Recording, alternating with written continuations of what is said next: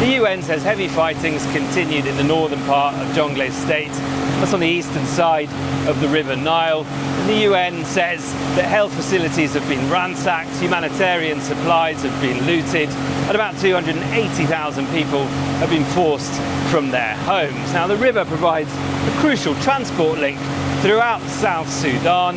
This is in a context where an oil for roads programme resulted in recent years in hardly any roads being built, and it became an infamous corruption scandal, one of many, and it's the almost total lack of delivery of services by the government of South Sudan is one of the many grievances fueling this conflict.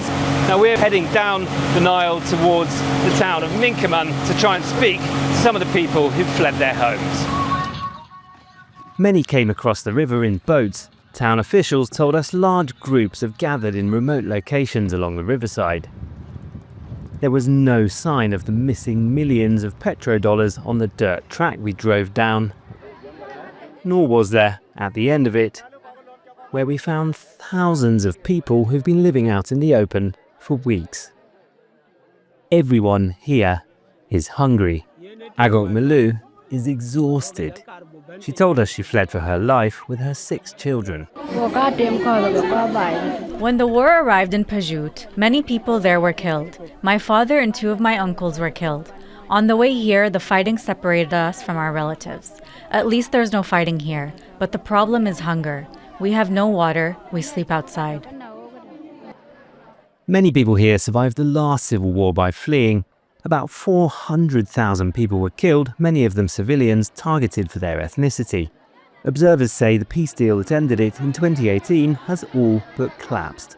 The chief told us many people here fled simply because they saw others on the move and they feared the worst would happen again. I appeal to the government. While they are fighting, they should at least help the people here. We need you to escalate the message to whoever might help us. People are killed, so there is trauma plus hunger. We ask you to escalate the message so we can be helped.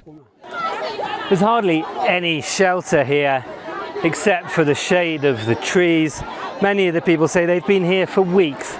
Some people have been rigging up mosquito nets over sticks at night for some basic protection from malaria. There's an outbreak of cholera. Medical organisations say it's spreading, it's getting worse.